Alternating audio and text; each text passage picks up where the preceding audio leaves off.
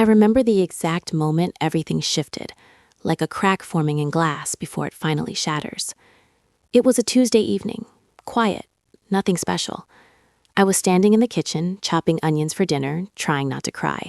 Not because of anything emotional, just because onions always get to me. The house smelled like garlic and butter. Normal, safe, predictable. That's what my life had been for the past 5 years. I had married Daniel when I was 32. He was older than me by almost 10 years, already established, already a father. His son Tyler had just turned 15 when I moved in. Awkward age, awkward situation. I wasn't trying to replace his mom, and he wasn't trying to let me in. We coexisted. That's the best word for it. Over time, though, things softened. Tyler stopped slamming doors when I walked in. He started saying hey instead of pretending I didn't exist. Sometimes he'd even sit at the kitchen island while I cooked, scrolling through his phone, asking for snacks like I'd always been there. It wasn't love, not exactly, but it was something like comfort. Daniel worked long hours, finance, always on calls, always traveling, always just one more meeting. I told myself I understood, that this was what stability looked like, that love didn't have to be loud or constant to be real. But loneliness has a way of creeping in, even in a full house. That's where Mark came in. Mark was Daniel's business partner. Same age, same world, but completely different energy. Where Daniel was controlled and distant, Mark was easy, laughing, relaxed, the kind of man who made eye contact when you spoke and actually listened. He started coming over more often about a year ago. At first, it was always business, dinners, drinks, conversations that drifted from numbers into stories. I didn't notice when it changed. Maybe it was the night Daniel got called away halfway through dinner, leaving me and Mark alone with a half-open bottle of wine. Maybe it was the way Mark stayed instead of leaving. Maybe it was the way we kept talking long after the food went cold. Or maybe it had been building long before that, in the small glances, the subtle smiles, the way his presence filled the empty spaces Daniel left behind. What I do know is that the first time it happened, it didn't feel like a decision. It felt like something inevitable. Daniel had been out of town. Tyler was at a friend's house. Mark had come over to drop off some paperwork. That's what he said. That's what I told myself too. But neither of us were stupid. We stood in this same kitchen, the same one I was in that Tuesday evening, talking about nothing. The air felt thick, charged. I remember noticing how quiet the house was, how the clock on the wall sounded louder than usual. And then he touched my arm. Just a simple thing. Light, almost accidental. But I didn't pull away. I should have. God, I should have. But I didn't. Everything after that happened fast and slow at the same time, like I was watching myself from a distance, aware of every second but unable to stop it. His hand on my waist, my back against the counter, the way I said his name like a warning, like I was hoping he'd be the one to stop. He wasn't, and neither was I. Afterward, I remember standing alone in the bathroom, staring at myself in the mirror. My face looked the same. Nothing had changed, but everything had. I told myself it was a mistake, a one-time thing, something that would disappear if I ignored it hard enough. It didn't. It turned into something regular, quiet, controlled, hidden in plain sight. Stolen moments when Daniel was gone or distracted. Quick touches in hallways. Texts that we deleted immediately. Conversations that never crossed a line out loud, but lived in the spaces between words. I knew it was wrong. I knew it every single time. But knowing didn't stop me. If anything, it made it worse. Because there was something about the secrecy, the risk, the way it felt like we were the only two people in the world who knew what was really happening. It made everything sharper, more intense. And then there was Tyler. At first, I didn't think about him much in all of this. That sounds terrible, I know, but it's the truth. He was just there, existing in his own world. School, friends, headphones on, door closed. But slowly, I started noticing things. The way he'd look at me sometimes. Not suspicious, not exactly, just observant, like he was picking up on something he couldn't quite name. The way he'd walk into a room and pause for a second too long if Mark and I were already there. The way he started asking more questions. Small ones, casual ones. Is Dad coming home tonight? Why is Mark here again? Didn't he just come over yesterday? I always had answers. Easy ones, normal ones. The kind that don't raise alarms if you don't look too closely. But kids aren't stupid, especially not at that age. Especially not a kid who's already seen one marriage fall apart. I should have stopped then. When I started noticing the shift in him, the awareness, the curiosity that felt a little too sharp. But I didn't. Because by that point, I was in too deep. It wasn't just about the physical side anymore. It was emotional, messy, complicated. Mark knew things about me Daniel never asked. He saw parts of me I had buried just to keep my marriage functioning. With him, I felt awake, That's the word I keep coming back to. Awake. And once you feel that, it's hard to go back to sleep. So I kept going. I kept lying. I kept pretending everything was fine. Until that Tuesday evening. The onions were burning a little because I'd stopped paying attention. I turned the stove down, wiped my eyes with the back of my hand, and reached for the cutting board again. That's when Tyler walked in. I didn't hear him at first. He moved quieter than you'd expect for a 17-year-old boy. Taller now, broader, less of a kid, more of something in between. "Hey," he said. I jumped a little, more startled than I should have been. "Hey, didn't hear you come in." He shrugged, grabbing a soda from the fridge. "Yeah." There was a pause. Not unusual. Our conversations were always a little awkward, a little unfinished. I went back to chopping, trying to act normal, trying to ignore the strange tension I suddenly felt in the air. He didn't leave. Instead, he leaned against the counter, watching me. I could feel it without looking. That steady, quiet attention. "What?" I said finally, forcing a small smile. "Do I have something on my face or something?" He didn't smile back. That was the first thing that felt off. Usually he'd laugh it off, make a joke, move on. But this time he just kept looking at me. And then he said it, out of nowhere, calm, almost too calm. "Can I ask you something?" I hesitated for half a second, knife still in my hand, heart starting to beat a little faster for no reason I could justify. "Sure," I said. Another pause, longer this time, like he was choosing his words carefully. And then, "Why does Mark come over when Dad's not here?" It was such a simple question, but it hit like a punch to the chest. For a second, I couldn't breathe, couldn't think. My mind went completely blank. I forced a laugh, light, dismissive. "He's your dad's business partner, Tyler. You know that." "Yeah," he said, still watching me, still not smiling. "But Dad's not here." Something about the way he said it made my stomach twist. I turned back to the cutting board, focusing on the onions, even though my hands felt shaky. "Sometimes they need to drop things off," I said, "or talk about work stuff. It's not a big deal." Another pause. Silence stretching too long. And then, "That's not what I meant." I froze, completely. The knife stopped moving. My hand hovered midair. Slowly, I looked up at him, and for the first time since I'd known him, Tyler didn't look like a kid. He looked like someone who already knew the answer and was just waiting to see if I'd lie. I didn't answer him right away. I couldn't. My brain felt like it had short-circuited, like every possible response was colliding at once, and none of them made sense. The kitchen suddenly felt too small, too quiet, like the walls were pressing in on me. Tyler didn't move.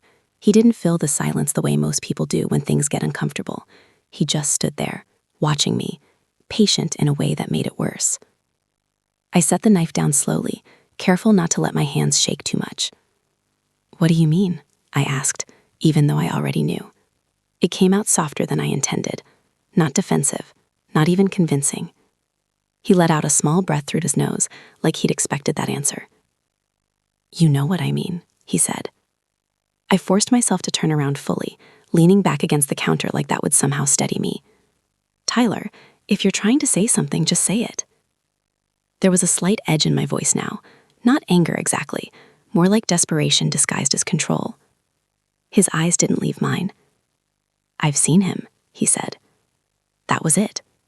3 words, and everything inside me dropped. "Seen him what?" I tried, clinging to the last thread of denial. He tilted his head just slightly, like he couldn't believe I was still pretending. "Come into your room," he said. My throat went dry. I opened my mouth to respond, but nothing came out. "I've heard you too," he added, quieter now, not accusing, not loud, just factual.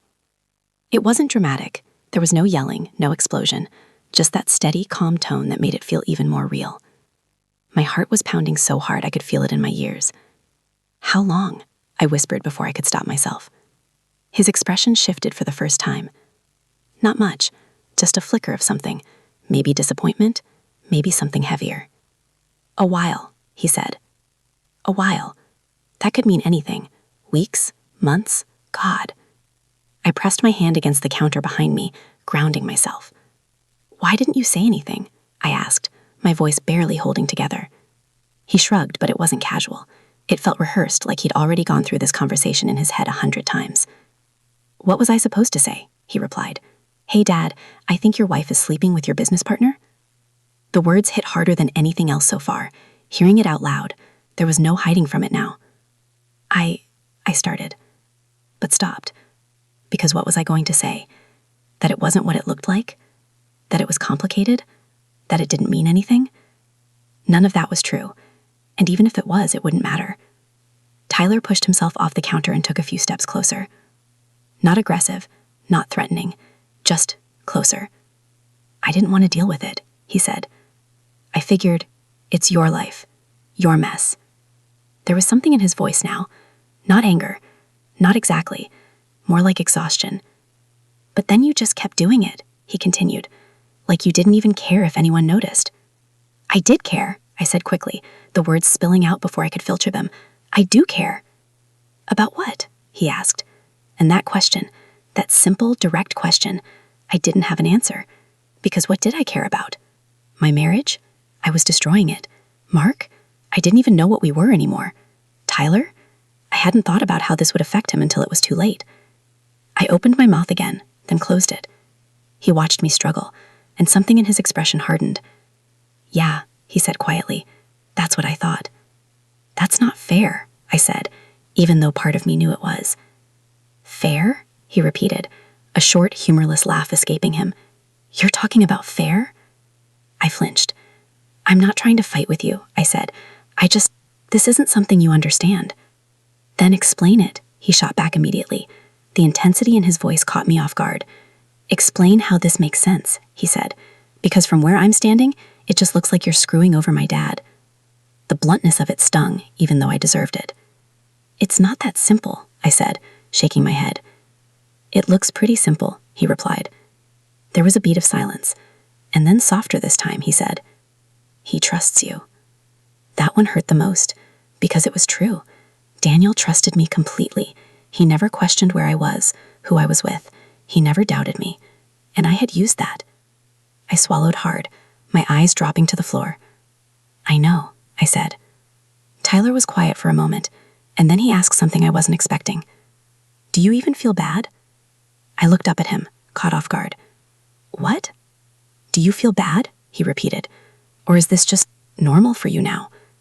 There was no sarcasm in his voice, no attitude, just a genuine question, and that made it worse. "Of course I feel bad," I said, my voice cracking slightly. "Every day." "Then why do you keep doing it?" I didn't have a good answer. I could have said I was lonely, that Daniel was never around, that Mark made me feel seen, alive, something I hadn't felt in years. But those all sounded like excuses, and maybe they were. "I don't know," I admitted. It was the first honest thing I'd said since the conversation started. Tyler studied my face, like he was trying to decide if he believed me. "Yeah," he said after a moment. "I think you do." I frowned slightly. "What?" "I think you know exactly why," he said. "You just don't want to say it out loud." I felt something tighten in my chest. "Because if you say it," he continued, "then you have to admit you're choosing it." The words hit deeper than anything else he'd said. Choosing it. Not slipping, not making a mistake. Choosing. I looked away, unable to hold his gaze anymore. The silence stretched again, heavy, suffocating. And then he shifted the entire conversation in a way I wasn't prepared for. "So, what are you going to do?" he asked. I blinked, thrown off. "What do you mean?" "I mean, now that I know," he said. "Now that you know I know, what happens?" I hadn't even thought that far. I had been so focused on the moment, on the panic of being found out, that I hadn't considered what came next. "I don't know," I said honestly. He nodded slowly, like he expected that too. "Because you can't just pretend anymore," he said. "Not with me." "I wasn't planning to," I said, though I wasn't sure if that was true. He looked at me for a long moment, and then quietly, he said, "You're going to hurt him." The simplicity of it made it feel unavoidable. Not might, not could, going to. "I know," I whispered. "And you're still going to do it anyway," he added. I didn't respond. Because again, what could I say? He exhaled slowly, running a hand through his hair. For the first time, he looked his age again. 17. Caught in something he shouldn't have to deal with. "I didn't want to be part of this," he said. "I still don't." "You're not," I started, but he cut me off. I am now, he said firmly. Because I know, and that means I have to decide if I tell him or not. My heart dropped all over again. Tyler, I said, stepping toward him instinctively. Please don't. Don't what? He interrupted. Tell my dad the truth? The way he said it wasn't cruel. It was just direct. Please, I repeated, softer now. This will destroy him. He stared at me, something unreadable in his eyes. You already are, he said. I felt that like a physical blow. We stood there, facing each other, the weight of everything hanging between us. And then he said something that changed everything again. I haven't told him yet, he said. I swallowed. Why not? He hesitated, just for a second, and in that second, something shifted in the air, something I couldn't quite place yet, but I felt it. I don't know, he said finally. Maybe I wanted to see what you'd do first. My stomach twisted.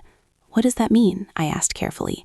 He held his gaze, and there was something there now that hadn't been there before, something more complicated. I guess, he said slowly, it depends on you. The way he said it made my skin prickle. Depends on me how? I asked. He didn't answer right away, just looked at me, long enough for the silence to start feeling dangerous. And when he finally spoke, his voice was quieter than before. But I think you already know. I felt it before I fully understood it, that shift in the room, that subtle change in the way Tyler was looking at me. It wasn't just anger anymore. It wasn't just disappointment. It was something else, and the second I realized what it might be, my chest tightened so hard it almost hurt. No, I said instinctively, shaking my head. Whatever you think, you're wrong. But even as I said it, I wasn't sure what exactly I was denying. Tyler didn't move. He didn't react the way I expected. No confusion, no backtracking, just that same steady look. I didn't say anything, he replied. His voice was calm, too calm. You didn't have to, I said, my words coming out quicker now, a little uneven. I can see where this is going, and it's not. This isn't okay. That finally got a reaction, a small one. His jaw tightened slightly, and he let out a quiet breath, like he was holding something back. Okay, he said. Then tell me what is okay. I blinked, thrown off again. What? What's okay here? He repeated, gesturing vaguely between us, then around the kitchen. Because from what I can tell, none of this is. That's exactly my point, I said. This whole situation is already messed up. We don't make it worse. His eyes narrowed just slightly. Worse? He echoed. Yes, worse, I said, stepping back a little, needing space even though he hadn't moved closer. You're upset and you have every right to be, but whatever you're thinking, this isn't the way to deal with it. He stared at me for a long moment. Then he let out a quiet, almost amused breath. You think I'm trying to, what? He asked. Blackmail you? The word hung in the air. Ugly, direct. I hesitated. I don't know what you're trying to do, I said carefully. But you just said it depends on me, so yeah, it kind of sounds like that. He shook his head slightly, looking down at the floor for a second before looking back up at me. It's not like that, he said. Then what is it like? I pressed. Another pause. This one felt heavier than the others. He stopped, exhaling slowly, like he was trying to organize his thoughts. I don't get it. What don't you get? I asked. You, he said simply. The answer caught me off guard. Me? Yeah, he said. I don't get how you can stand there and act like everything's normal, like you're still the same person. His words stung more than I expected. I'm not acting, I said, though it sounded weak even to me. You are, he replied. You act like you care, like this is tearing you up, but then you just keep doing it. I swallowed, my throat tight. It's complicated, I said again, knowing how hollow it sounded. He shook his head. No, it's not, he said. You just don't want to face it. The frustration in his voice was starting to build now, cracking through that calm surface he'd been holding on to. You think I don't see it? He continued. The way you are around him? The way you look at him? I felt my face heat up, a mix of shame and something else I didn't want to name. Tyler, stop, I said, my voice sharper now. No, you stop, he shot back. Stop pretending like this is some accident you got stuck in. I took a breath, trying to steady myself. I'm not pretending, I said. I know exactly what I've done. Then why does it feel like you don't? He asked. I didn't have an answer. Again, that seemed to be a pattern. He stared at me, searching my face for something I couldn't give him. And then his expression shifted again. Not anger this time, not frustration. Something quieter, more personal. You weren't always like this, he said. The statement caught me off guard. What? You weren't, he repeated.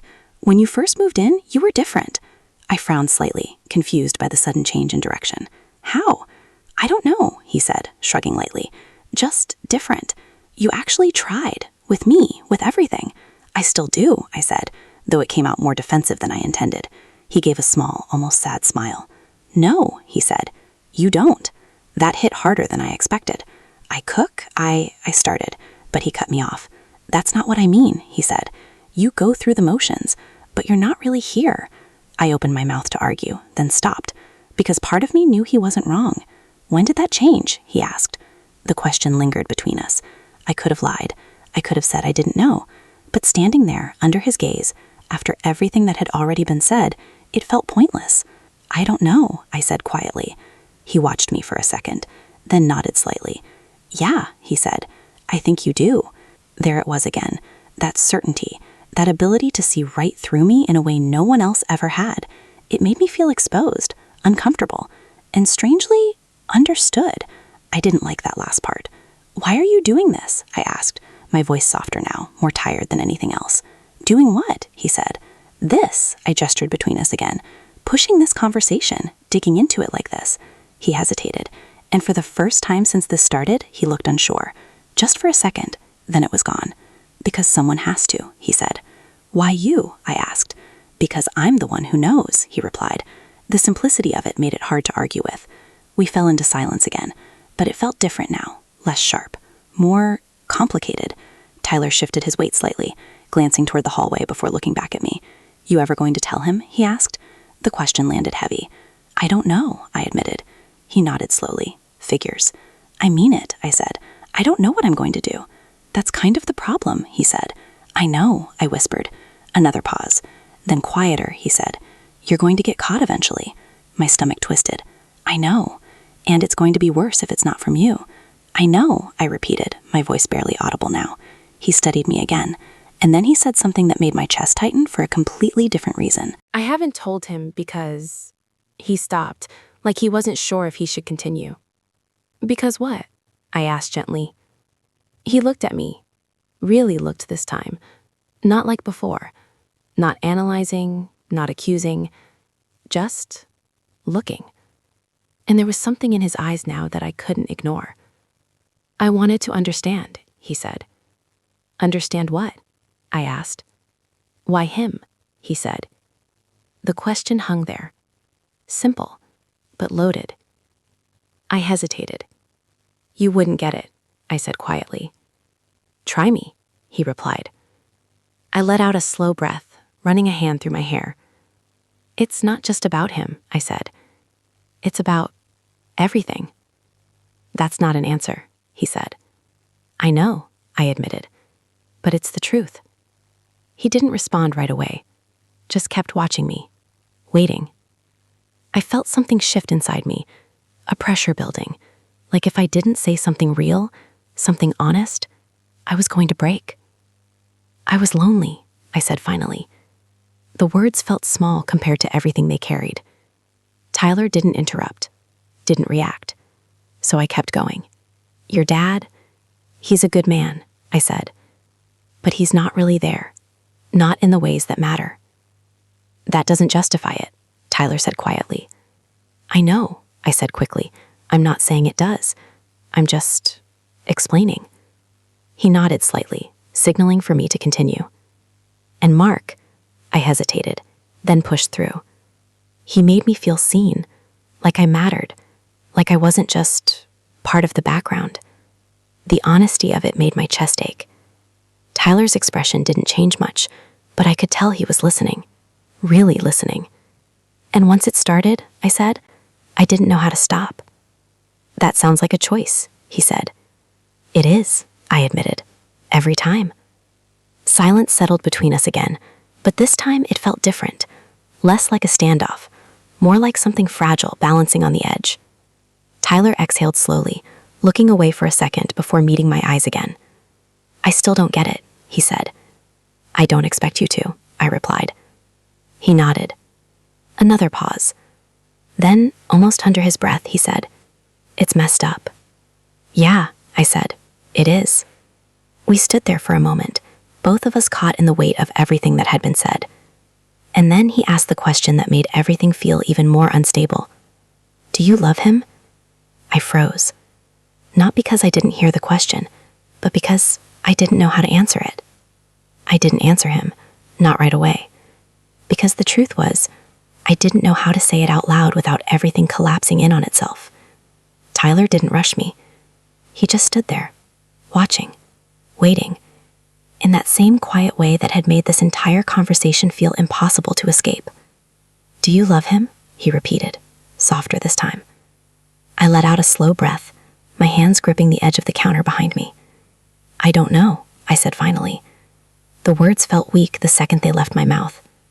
Tyler's expression didn't change much, but there was something in his eyes, something like disappointment, or maybe confirmation. You don't know, he echoed.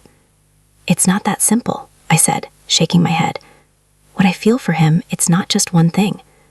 That's not what I asked, he said. I swallowed. No, I admitted. It's not. The honesty of it settled between us like something heavy and final. He nodded once, slowly, like he'd expected that answer even before I said it. Do you love my dad? He asked next. That one hit differently, faster, sharper. Yes, I said immediately. Too fast. We both knew it. Tyler tilted his head slightly, studying me. Do you? He asked. I hesitated this time, and that hesitation said more than anything I could have explained. His jaw tightened just a little. Wow, he muttered under his breath, looking away for a second. It's not like that, I said quickly, even though I didn't have a better explanation. It's exactly like that, he replied. I stepped forward slightly, my voice lower now, almost pleading. You don't understand how relationships change over time, I said. It's not always this clear, clean thing. Yeah, he said, but cheating is. That shut me up, completely, because there was no way around that, no gray area, no complexity that could undo what I'd done. We stood there in silence again, but this time it felt like something had broken, like we'd crossed a line we couldn't come back from. Tyler exhaled slowly, running his hand through his hair again. So what now? He asked. The question felt heavier than before, more final. I told you, I said quietly. I don't know. He nodded, but it wasn't agreement. It was more like acceptance of something he didn't like. Well, I do, he said. My chest tightened. What does that mean? He looked at me, steady and direct. It means I'm not keeping this a secret forever. My heart dropped. Tyler. I said forever, he interrupted. Not right now. I stopped. Processing. Why not now? I asked cautiously. He held my gaze for a long moment before answering. Because I'm giving you the chance to do it yourself. The words hit harder than I expected. You think I won't, he replied. And that says a lot. I didn't argue, because again, he wasn't wrong. But I'm not going to sit on it forever, he continued. I'm not going to lie to him for you. I'm not asking you to, I said quickly. You kind of are, he replied. That stung. I just need time, I said. For what? He asked. To figure out how to keep both of them? The bluntness of it made my face heat up. No, I said, though the answer didn't feel solid. To figure out what I'm going to do. He studied me carefully. Then figure it out fast, he said. There was no anger in his voice this time, just seriousness, finality. I will, I said. Another pause. And then something shifted again, but not in the way it had before. This time it wasn't tension building, it was tension settling, like we'd reached the end of something. Tyler glanced toward the hallway again, then back at me. I didn't want to see you like this, he said quietly. The words caught me off guard. Like what? I asked. Like this, he repeated, gesturing vaguely. I thought you were better than this. The disappointment in his voice hurt more than the anger ever could have. I'm sorry, I said, and for the first time, it didn't feel like a reflex. It felt real. He nodded slightly, but he didn't say it was okay, because it wasn't.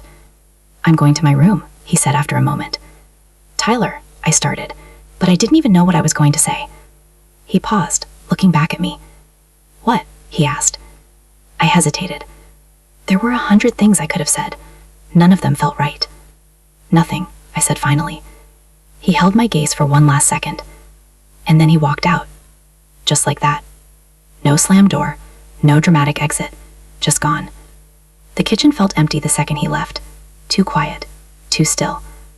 I stood there for a long time, staring at nothing, my mind replaying every second of that conversation over and over again. He knew. He had known for a while, and now everything had a timer on it. Not because he threatened me, but because he didn't have to. I pushed myself off the counter and looked around the kitchen, at the half-finished dinner, the knife still sitting where I'd left it, the onions I never finished chopping. Everything looked the same, but it didn't feel the same. Nothing did. I walked over to the sink, turning the water on just to break the silence, even though I didn't need it. My hands were shaking slightly. I pressed them against the edge of the counter, trying to steady myself. This was it, the moment where everything I'd been avoiding finally caught up to me. I had a choice. Keep going, keep lying, keep pretending like I could control this, or stop, end it. Tell Daniel the truth before it came from someone else, before it destroyed him in a way I couldn't fix. I closed my eyes for a second, taking a slow breath. And then I did the one thing I hadn't done this entire time. I picked up my phone. My thumb hovered over Mark's name first. Of course it did. That pull was still there, strong, familiar, easy. But then I thought about Tyler, standing in the kitchen, looking at me like he didn't recognize me anymore. I thought about Daniel, completely unaware, trusting me without question. And for the first time since this started, the weight of it all felt heavier than the escape. My thumb moved, not to Mark, to Daniel. I stared at his name on the screen for a long second, and then I pressed call. It rang once, twice, 3 times, each ring making my heart beat harder. And when he finally picked up, "Hey," he said, his voice normal, unaware, exactly the same as it's always been. That almost broke me. "Hey," I replied, my voice barely holding together. There was a brief pause. "You okay?" he asked. I closed my eyes, took a breath, and stepped straight into the moment I'd been avoiding. "No," I said. And just like that, everything started to fall apart.